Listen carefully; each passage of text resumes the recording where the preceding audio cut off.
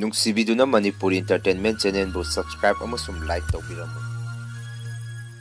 ꯇꯥꯕꯤꯔꯤꯕ ꯃꯌꯥꯝꯕꯨ ꯆꯦꯅꯦꯜ ꯑꯁꯤꯒꯤ ꯃꯥꯏꯀꯩꯗꯒꯤ ꯃꯌꯥꯝꯕꯨ ꯇꯔꯥꯝꯅ ꯑꯣꯛꯆꯔꯤ꯫ ꯉꯁꯤꯁꯨ ꯃꯍꯧꯁꯥꯒꯨꯝꯕꯒꯤ ꯅꯨꯡꯁꯤꯖꯔꯕ ꯁꯕꯁꯀ꯭ꯔꯥꯏꯕꯔꯁꯤꯡꯅ ꯍꯥꯞꯄꯤꯔꯛꯄ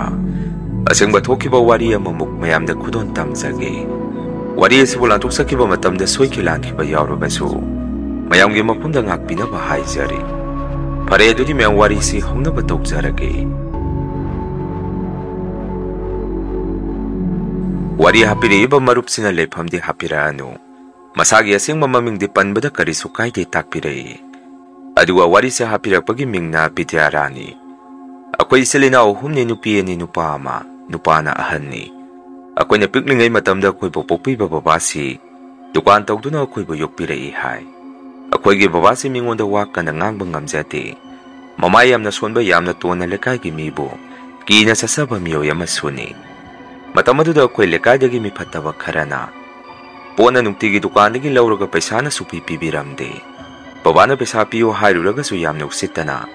ꯃꯈꯣꯏꯅ ꯍꯦꯛꯇ ꯈꯨꯝꯃꯛꯏ꯫ ꯃꯈꯣꯏꯒꯤ ꯃꯑꯣꯡ ꯃꯇꯧ ꯑꯗꯨꯗ ꯕꯕꯥꯁꯤ ꯌꯥꯝꯅ ꯄꯦꯟꯗꯕ, ꯁꯥꯎꯅꯤꯡꯕꯅ ꯃꯔꯝ ꯑꯣꯏꯔꯒ ꯀꯀꯥ ꯑꯃ ꯂꯩ, ꯀꯀꯥꯒꯤ ꯈꯪꯅꯕ ꯃꯃꯥꯟꯅꯕ ꯈꯔꯁꯨ ꯂꯩꯔꯝꯃꯤ꯫ ꯃꯈꯣꯏꯗ ꯋꯥꯔꯛꯄꯤꯌꯨ, ꯑꯩꯒꯤ ꯄꯣꯠ ꯂꯧꯔꯒ ꯄꯩꯁꯥ ꯄꯤꯗꯦ ꯍꯥꯏꯗꯨꯅ ꯕꯕꯥꯅ ꯃꯥꯒꯤ ꯄꯦꯟꯗꯕ ꯋꯥꯔꯤꯗꯨ ꯁꯥꯔꯝꯃꯤ꯫ ꯃꯗꯨꯗꯒꯤ ꯀꯀꯥ ꯍꯣꯏꯒꯤ ꯃꯃꯥꯟꯅꯕꯁꯤꯡ ꯑꯗꯨꯅ ꯃꯈꯣꯏꯁꯨ ꯅꯨꯃꯤꯠꯇꯨ ꯍꯤꯗꯥꯛ ꯈꯔ ꯉꯥꯎꯕꯒ ꯄꯣꯠ ꯁꯣꯠꯈ꯭ꯔꯒ ꯁꯤꯡꯉꯛꯀꯅꯤ ꯈꯪꯗꯕ ꯃꯤꯑꯣꯏꯁꯤꯡ ꯑꯗꯨ ꯄꯔꯥ ꯇꯝꯕꯤꯔꯨꯅꯤ ꯍꯥꯏꯗꯨꯅ ꯆꯠꯈꯤ꯫ ꯄꯣꯠ ꯁꯣꯠꯈꯤꯕ ꯃꯤꯑꯣꯏꯁꯤꯡ ꯑꯗꯨꯁꯨ ꯅꯨꯃꯤꯠꯇꯨ ꯃꯈꯣꯏꯁꯨ ꯌꯨ ꯌꯥꯝꯅ ꯉꯥꯎꯗꯨꯅ ꯂꯩꯔꯝꯃꯤ ꯍꯥꯏ꯫ ꯃꯈꯣꯏ ꯃꯁꯦꯟ ꯐꯨꯅꯕꯗ ꯁꯣꯏꯕꯗꯒꯤ ꯄꯣꯠ ꯂꯧꯈꯤꯕꯗ ꯌꯥꯎꯕ ꯅꯨꯄꯥ ꯑꯃ ꯃꯐꯝ ꯑꯗꯨꯗ ꯁꯤꯈꯤ꯫ ꯁꯤꯔꯤꯕ ꯅꯨꯄꯥ ꯑꯗꯨ ꯌꯨ ꯌꯥꯝꯅ ꯉꯥꯎꯕꯅ ꯃꯔꯝ ꯑꯣꯏꯔꯒ ꯃꯈꯣꯏ ꯃꯁꯦꯟ ꯅꯝꯅꯕ ꯍꯧꯔꯛꯄꯗ ꯃꯐꯝ ꯆꯥꯗꯕꯗ ꯅꯦꯠꯂꯨꯗꯨꯅ ꯃꯊꯟꯇ ꯍꯥꯏꯊꯔꯛꯇꯨꯅ ꯄꯣꯁ ꯃꯈꯣꯡ ꯑꯃꯗ ꯌꯩꯁꯟꯗꯨꯅ ꯁꯣꯛꯄꯗꯒꯤ ꯃꯤꯑꯣꯏ ꯑꯗꯨ ꯁꯤꯈꯤ꯫ ꯊꯧꯗꯣꯛꯇꯨꯗꯒꯤ ꯀꯀꯥ ꯍꯣꯏꯁꯨ ꯃꯇꯝ ꯈꯔꯒꯤ ꯑꯣꯏꯅ ꯃꯤꯁꯤ ꯃꯤꯅꯥ ꯌꯥꯎꯔꯕꯅꯤꯅ ꯆꯦꯟꯅꯈꯤꯕ, ꯂꯣꯠꯄꯁꯨ ꯌꯥꯎꯅꯈꯤ꯫ ꯑꯗꯨꯕꯨ ꯑꯩꯈꯣꯏ ꯕꯕꯥꯗꯤ ꯆꯦꯜꯂꯝꯗꯦ꯫ ꯄꯨꯂꯤꯁꯅ ꯕꯕꯥꯕꯨ ꯐꯥꯗꯨꯅ ꯋꯥꯍꯪ ꯄꯥꯍꯪꯕ ꯌꯥꯝꯅ ꯀꯟꯅ ꯇꯧꯔꯝꯃꯤ ꯍꯥꯏ꯫ ꯀꯦꯁ ꯑꯁꯤ ꯁꯨꯝ ꯆꯠꯊꯔꯛꯄꯗꯒꯤ ꯀꯣꯔꯠ ꯐꯥꯎ ꯀꯥꯟꯅꯗꯨꯅ ꯀꯦꯁ ꯀꯟꯅ ꯊꯦꯡꯅꯔꯝꯃꯤ꯫ ꯃꯁꯤꯒꯤ ꯃꯇꯨꯡ ꯀꯦꯁ ꯀꯟꯅ ꯇꯧꯅꯔꯤꯉꯩ ꯃꯅꯨꯡ ꯑꯁꯤꯗꯁꯨ ꯂꯩꯀꯥꯏ ꯃꯌꯥꯝ ꯆꯪꯗꯅ ꯃꯤꯍꯥꯠꯄꯒꯤ ꯃꯌꯨꯝꯅꯤ ꯍꯥꯏꯗꯨꯅ ꯑꯩꯈꯣꯏꯒꯤ ꯌꯨꯝꯁꯤ ꯃꯩ ꯊꯥꯕ, ꯌꯨꯝ ꯊꯨꯒꯥꯏꯕꯅꯆꯤꯡꯕ ꯇꯧꯔꯝꯃꯤ꯫ ꯑꯩꯈꯣꯏꯁꯨ ꯄꯤꯛꯂꯤꯕ ꯑꯣꯏꯕꯅꯤꯅ ꯃꯇꯝꯗꯨ ꯒ꯭ꯌꯥꯟ ꯃꯦꯟ ꯇꯥꯍꯧꯗ꯭ꯔꯦ꯫ ꯏꯃꯥ ꯍꯣꯏ, ꯑꯕꯣꯍꯣꯏꯅ ꯑꯩꯈꯣꯏꯁꯤ ꯖꯒꯥ ꯑꯃ ꯌꯦꯡꯉꯒ ꯊꯩꯗꯣꯛꯑꯒ ꯊꯝꯕꯤꯔꯝꯃꯤ꯫ ꯃꯁꯤꯒꯤ ꯃꯇꯨꯡ ꯀꯦꯁ ꯇꯧꯕ ꯌꯥꯕ ꯇꯧꯅꯔꯕ ꯃꯇꯨꯡ ꯑꯩꯈꯣꯏ ꯕꯕꯥꯁꯤ ꯃꯔꯥꯜ ꯂꯩꯇꯦ ꯍꯥꯏꯗꯨꯅ ꯀꯣꯔꯠꯅ ꯑꯌꯥꯕ ꯄꯤꯗꯨꯅ ꯊꯥꯗꯣꯔꯛꯈꯤ꯫ ꯑꯗꯨꯕꯨ ꯑꯩꯈꯣꯏꯒꯤ ꯌꯨꯝꯗꯤ ꯃꯌꯥꯝꯅ ꯃꯩ ꯊꯥꯗꯣꯛꯈ꯭ꯔꯕꯅꯤꯅ ꯂꯩꯐꯝ ꯂꯩꯇꯕꯗꯒꯤ ꯑꯋꯥꯕ ꯀꯌꯥ ꯑꯃꯁꯨ ꯃꯥꯌꯣꯛꯅꯔꯝꯃꯤ꯫ ꯎꯄꯥꯏ ꯂꯩꯔꯛꯇꯕꯗꯒꯤ ꯃꯔꯤ ꯃꯇꯥꯒꯤ ꯌꯨꯝꯁꯤꯡꯗ ꯑꯩꯈꯣꯏꯁꯦ ꯆꯠꯇꯨꯅ ꯂꯩꯔꯝꯃꯤ ꯍꯥꯏ꯫ ꯑꯗꯨꯕꯨ ꯀꯣꯟꯅꯗꯤ ꯄꯨꯄꯨꯅ ꯑꯩꯈꯣꯏ ꯁꯨꯃꯥꯏꯅ ꯁꯨꯝ ꯂꯩꯕ ꯌꯥꯔꯣꯏ, ꯑꯩꯈꯣꯏꯒꯤ ꯃꯩ ꯊꯥꯗꯣꯛꯄꯤꯈ꯭ꯔꯕ ꯃꯐꯝ ꯑꯗꯨꯗ ꯆꯠꯇꯨꯅ ꯂꯩꯕ ꯌꯥꯅꯕ ꯁꯦꯝꯖꯤꯟ ꯁꯥꯖꯤꯟꯗꯨꯅ ꯃꯇꯝ ꯈꯔ ꯂꯩꯕ ꯌꯥꯅꯕ ꯇꯧꯁꯤ ꯍꯥꯏꯔꯝꯃꯤ꯫ ꯃꯁꯤꯒꯤ ꯃꯇꯨꯡ ꯑꯩꯈꯣꯏ ꯂꯣꯏꯅ ꯆꯠꯇꯨꯅ ꯌꯨꯝꯗꯨ ꯃꯩꯅ ꯆꯥꯛꯄꯗ ꯌꯥꯍꯧꯗꯕ ꯎ ꯋꯥ ꯈꯔ ꯈꯣꯝꯖꯤꯟ ꯇꯥꯁꯤꯟꯕ ꯇꯧꯗꯨꯅ ꯌꯨꯝ ꯑꯗꯨ ꯑꯃꯨꯛ ꯁꯦꯝꯖꯤꯜꯂꯝꯃꯤ꯫ ꯑꯩꯈꯣꯏꯅ ꯑꯃꯨꯛ ꯍꯜꯂꯛꯄꯗꯁꯨ ꯂꯩꯀꯥꯏꯒꯤ ꯃꯤꯑꯣꯏꯁꯤꯡꯅ ꯑꯩꯈꯣꯏꯗ ꯃꯃꯤꯠꯁꯤꯡ ꯑꯗꯨꯅ ꯈꯥꯅ ꯈꯥꯅ ꯂꯣꯏꯅ ꯌꯦꯡꯅꯔꯛꯈꯤ꯫ ꯃꯁꯤꯗ ꯅꯠꯇꯅ ꯌꯨꯝ ꯑꯗꯨꯗ ꯃꯍꯧꯁꯥꯒ ꯃꯥꯟꯅꯗꯕ ꯀꯤꯕ ꯃꯑꯣꯡ ꯃꯇꯧ ꯈꯔꯁꯨ ꯑꯩꯈꯣꯏꯅ ꯌꯨꯝ ꯑꯗꯨꯗ ꯂꯥꯛꯄꯗ ꯊꯦꯡꯅꯔꯛꯈꯤ꯫ ꯌꯨꯝꯒꯤ ꯖꯇ꯭ꯔꯥꯁꯨ ꯍꯨꯟꯗꯕ, ꯂꯥꯏꯅꯤꯡꯊꯧꯁꯨ ꯐꯖꯅ ꯂꯩꯇꯕꯅ ꯃꯔꯝ ꯑꯣꯏꯔꯒ ꯑꯩꯈꯣꯏꯁꯦ ꯌꯨꯝ ꯑꯗꯨꯗ ꯂꯩꯕꯗ ꯄꯨꯡꯀꯤꯗ ꯀꯤꯖꯔꯝꯃꯤ꯫ ꯌꯨꯝ ꯊꯨꯒꯥꯏꯕꯗ ꯖꯇ꯭ꯔꯥꯁꯨ ꯃꯣꯏꯅ ꯂꯣꯏꯅ ꯊꯥꯡꯅ ꯌꯥꯟꯗꯨꯅ ꯊꯨꯗꯦꯛꯄꯤꯔꯝꯃꯤ꯫ ꯑꯩꯈꯣꯏꯁꯨ ꯃꯇꯝ ꯑꯗꯨꯗ ꯌꯥꯝꯅ ꯋꯥꯕ ꯇꯟꯖꯥ ꯑꯣꯏꯕꯅꯤꯅ ꯌꯨꯝ ꯑꯗꯨ ꯖꯇ꯭ꯔꯥ ꯍꯨꯟꯗꯨꯅ ꯐꯖꯅ ꯁꯥꯕ ꯉꯝꯂꯝꯗꯦ꯫ ꯅꯨꯃꯤꯗꯥꯡ ꯑꯍꯤꯡ ꯑꯊꯦꯡꯕꯁꯤ ꯌꯨꯝꯒꯤ ꯃꯊꯛꯇ ꯃꯤ ꯆꯠꯄꯗꯧꯅ ꯀꯦꯗ꯭ꯔꯦꯛ ꯀꯦꯗ꯭ꯔꯦꯛ ꯆꯠꯄ ꯃꯈꯣꯜ ꯑꯃꯗꯤ ꯌꯨꯝꯒꯤ ꯑꯀꯣꯏꯕꯗ ꯃꯤ ꯈꯔ ꯂꯥꯛꯑꯒ ꯂꯨꯝꯃꯒ ꯂꯩꯕꯒꯨꯝꯕꯒꯤ ꯃꯑꯣꯡ ꯃꯇꯧ ꯀꯌꯥꯁꯤ ꯊꯦꯡꯅꯔꯝꯃꯤ꯫ ꯑꯩꯈꯣꯏ ꯌꯨꯝꯒꯤ ꯅꯥꯀꯟꯗꯁꯨ ꯋꯥ ꯄꯥꯟꯕꯤꯁꯨ ꯌꯥꯝꯅ ꯍꯧꯔꯝꯃꯤ꯫ ꯃꯐꯝ ꯑꯗꯨꯁꯨ ꯏꯁꯨꯛ ꯁꯣꯛꯑꯒ ꯃꯣꯡꯁꯣꯡ ꯑꯣꯏꯅ ꯂꯩꯔꯝꯃꯤ꯫ ꯍꯧꯖꯤꯛꯀꯤ ꯋꯥꯔꯛ ꯃꯣꯡꯁꯣꯡ ꯑꯁꯤꯗ ꯑꯍꯤꯡ ꯑꯊꯦꯡꯕꯗ ꯅꯨꯄꯤ ꯑꯃ ꯍꯦꯛꯇ ꯀꯞꯄꯛꯄ ꯍꯧꯔꯛꯈꯤ꯫ ꯃꯇꯧ ꯀꯌꯥꯁꯤꯗꯒꯤ ꯕꯕꯥꯅ ꯄꯨꯄꯨꯗ ꯑꯁꯨꯝꯅ ꯍꯥꯏꯔꯝꯃꯤ, "ꯕꯥꯖꯤ, ꯀꯩꯅꯣ ꯍꯟꯗꯛ ꯃꯔꯛ ꯏꯪꯈꯣꯜ ꯑꯁꯤꯗ ꯇꯧꯔꯛꯏꯕ ꯃꯑꯣꯡ ꯃꯇꯧ ꯃꯁꯤꯕꯨ ꯂꯥꯏꯅ ꯇꯧꯔꯤꯔ ꯃꯤꯅ ꯇꯧꯔꯤꯔ ꯒ꯭ꯌꯥꯟ ꯃꯦꯟ ꯑꯃꯠꯇ ꯇꯥꯗ꯭ꯔꯦ꯫ ꯃꯐꯝ ꯑꯁꯤ ꯃꯇꯝ ꯈꯔ ꯊꯥꯗꯣꯛꯑꯒ ꯆꯠꯂꯨꯕꯁꯤꯗ ꯑꯑꯣꯟꯕꯒꯤ ꯑꯑꯣꯟꯕ ꯉꯥꯛꯇ ꯉꯥꯏꯔꯝꯂꯦ꯫ ꯃꯁꯤꯗꯤ ꯀꯝꯗꯧꯅꯤ?" ꯍꯥꯏꯔꯝꯃꯤ꯫ ꯕꯕꯥꯒꯤ ꯋꯥꯐꯝ ꯑꯗꯨꯗ ꯄꯨꯄꯨꯅ ꯑꯃꯨꯛ ꯁꯨꯝꯅ ꯈꯨꯝꯃꯛꯏ, "ꯈꯪꯗ꯭ꯔꯦ ꯇꯧꯔꯤꯁꯦ, ꯑꯩꯈꯣꯏꯒꯤ ꯂꯥꯏꯕꯛꯁꯤꯁꯨ ꯑꯣꯟꯊꯣꯛꯄꯅꯤ꯫ ꯃꯇꯝ ꯈꯔ ꯑꯩꯈꯣꯏꯅ ꯂꯩꯇ꯭ꯔꯤꯉꯩ ꯃꯅꯨꯡ ꯑꯁꯤꯗ ꯃꯤꯅ ꯏꯪꯈꯣꯜꯅꯨꯡ ꯑꯁꯤꯗ ꯀꯔꯤ ꯀꯔꯤ ꯇꯧꯁꯜꯂꯝꯃꯕꯅꯣ ꯈꯪꯗ꯭ꯔꯦ꯫ ꯌꯨꯝ ꯑꯁꯤꯁꯨ ꯅꯤꯡꯊꯤꯖꯅ ꯁꯦꯝꯖꯤꯟ ꯁꯥꯖꯤꯟꯕꯁꯨ ꯉꯝꯗꯦ꯫ ꯂꯟ ꯊꯨꯝ ꯄꯨꯝꯕ ꯎꯠ ꯂꯣꯏꯅ ꯑꯣꯟꯈ꯭ꯔꯦ꯫ ꯌꯨꯝ ꯑꯃ ꯂꯩꯔꯒ ꯂꯥꯏꯅꯤꯡꯊꯧꯁꯨ ꯂꯩꯒꯗꯕꯅꯤ, ꯑꯗꯣ ꯑꯩꯈꯣꯏꯒꯤꯗꯤ ꯃꯗꯨꯁꯨ ꯂꯩꯇ꯭ꯔꯦ꯫ ꯖꯇ꯭ꯔꯥ ꯃꯈꯣꯡ ꯑꯁꯤꯁꯨ ꯃꯐꯝ ꯃꯔꯥꯡ ꯑꯃꯠꯇ ꯈꯪꯕ ꯅꯠꯇ꯭ꯔꯦ꯫ ꯊꯕꯛ ꯊꯧꯔꯝꯁꯤ ꯌꯥꯝꯅ ꯁꯦꯝꯖꯤꯟ ꯁꯥꯖꯤꯟꯒꯗꯕ ꯂꯩꯔꯤ꯫ Matam khara khangkisi paisa nungsa khara tansanaraga yum asi ningthijana sengwa sagatpa tawdri paudi soro pharo yum asi phat iho ho laitin sangadabani aduna waraswana matam khara khangkisi hairammi nongma numit amasu imana segairba yum aduda numidang leita phongba khara sa insang thongammi akoi su piklibanina sak sulam imana thongiba sak to munba ngaiba oina imagi nakte isilina akoi si koina phamaga sak munba ngairammi matamduda akoi yungi maning warak mongsong adomdagi nupina hiki kapakpadu numituda su maike adomdagi nupi mana kapakhi akoi su makoladu tarpada kijarakpadagi imana sak thongiba manakta tap nakna sangsalaga imada ki haiduna konsalami pupuna so koi matodu da kiba phana ba haidana isu sa kari so kiganu pupu leiri hoji pupu lok khuge aduga maraina phajakhrani yengutu pupu lok tum khujan bige haidana nupi amana kapiba maike adumda pupuna maike adumda onduna hongna lok khujalami pupuna adumna tawrubadagi ngaki matung nupi amana kapamba khonjel adu makon tamna piktharak chap lepkhi imana su yengutu na koi pupuna lok khurga tan khrabani aduna na koi su nasana sagi mafamda leinaruro ima su sakse loisalage isa singlama mani haidana imana sakadu kiba marakaduda yamna wana thongammi akoi se sak toba matung imana isilina koi si tumdri phau phamungda sangbirami mataw sumna koi se awaba kayama mayuk naringai serakasida imung asida su mathang manang naina ana yek su mathang yawrakhi lu kokpada len taba haidana baba pupu makoi si yamna warami konadi pupuna baba da sumna hairammi yengoi bung angang sing su mathang naba yekpa yawnarabanina kana no khangai khara tanaba mathau tare akoi sumaina leite haidana sapyungna leithokpadi yaroi hairammi pupugi wafam aduda baba na mukbaji ayuji topom khangdre leitaba ngakta I wakhan thokdre kari nungi dukan phamjarubano khale matamduda aina dukan phamjaramdrabadi phana leitragasu yum haibasi madi ningthijana leiromgadabani hojikti aigine haiba masak thokpa posak amata leibu udre maibani uni awaman pidaba yaroi doctor yenguni paisani madusu matamaduda aina dukan phamlingaidadi makoi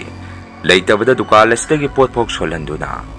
makoigi awabadu kohankhibani aduba hojikti kanadano aina paisa hangugadaba hairuraga su pirakadaba kanasu leite hojikti ai topom khangdre baji haidana babasu upai lektabadagi kapammi babagi matoduda pupusu yamna nungaijaramde pupuna su babada sumna hairammi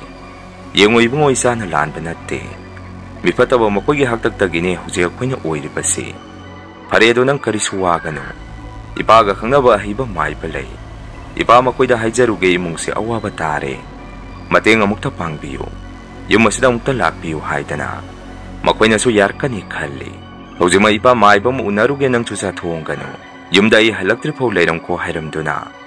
pupuna maga khangnaba maiba ma kauba salami kona maiba ma pupuna yumasida purami aduga yumasigi maramda kari leibagi yenghalami yumasida laiba maiba duna sukupna yengaba matung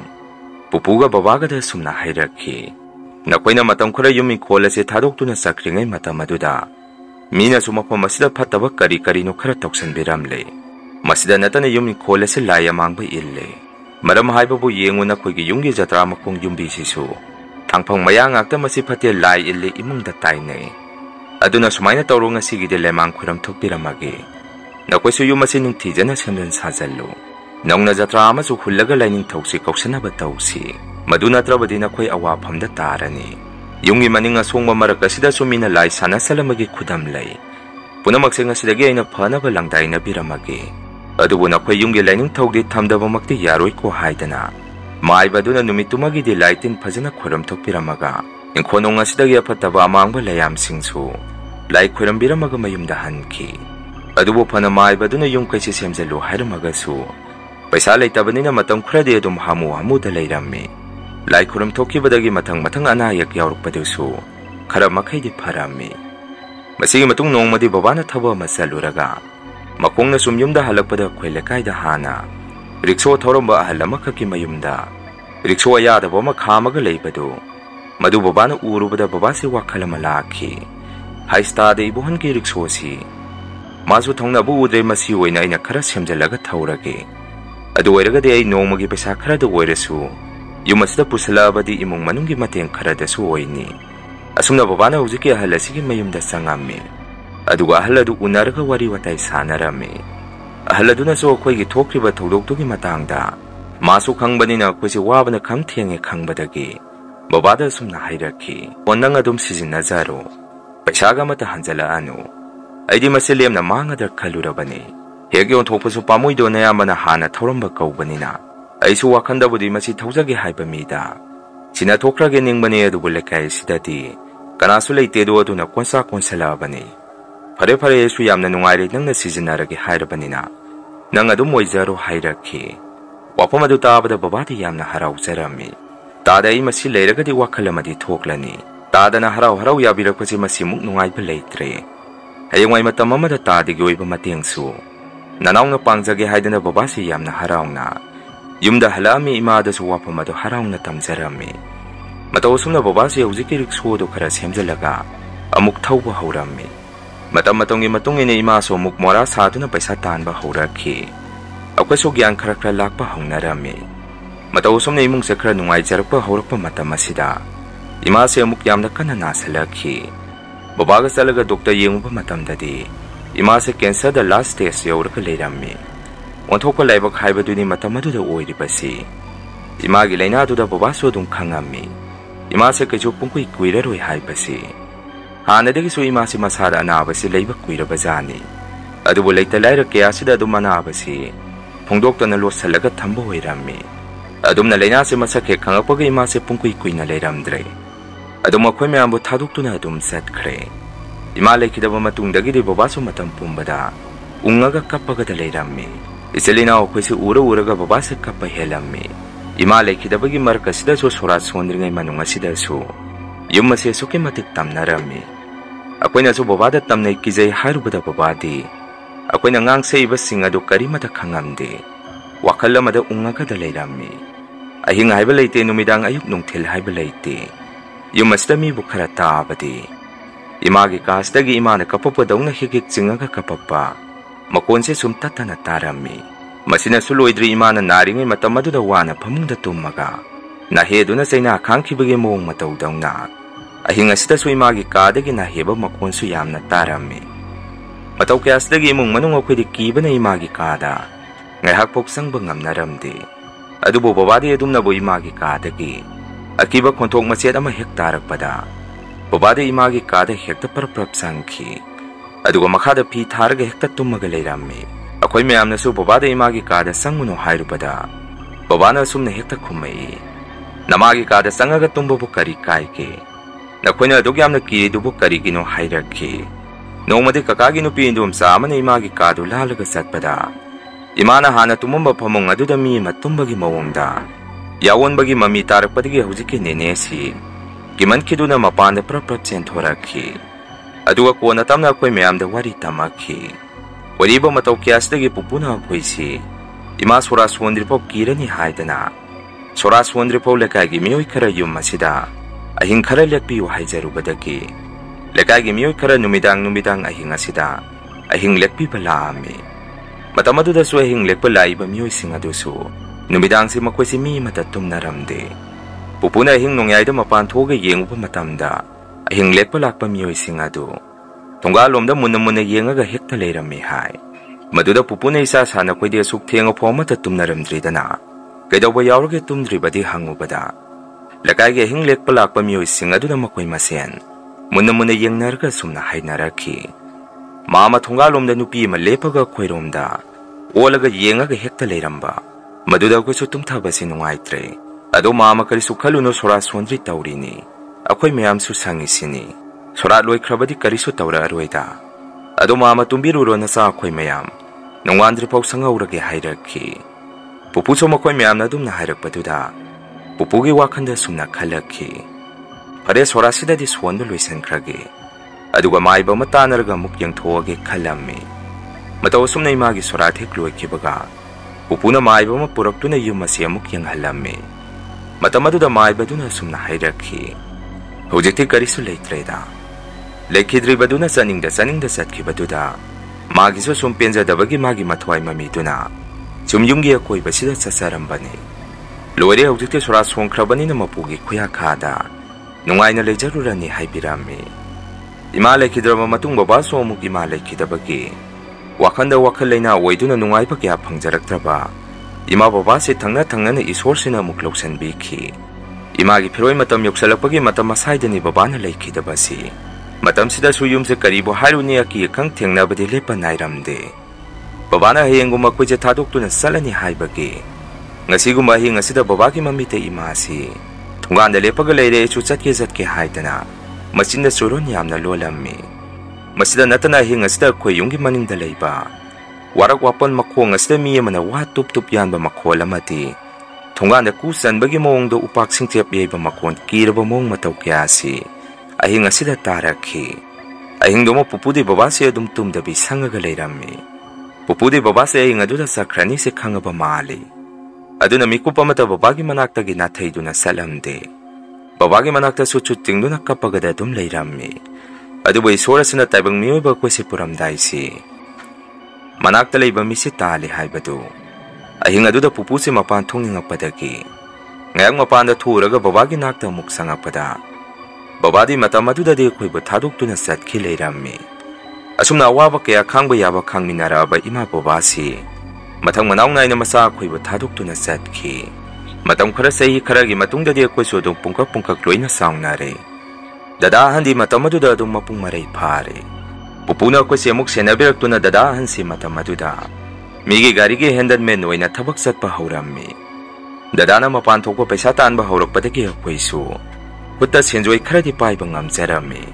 adubu nongmadi babagi mayamba baba sauksi singda laire noknabadagi yamna kana nare haidana pupuna yum asida puraga layeng asi haidana baba imana leiramba kaduda baba sauksi anapa layeng bagi lehelammi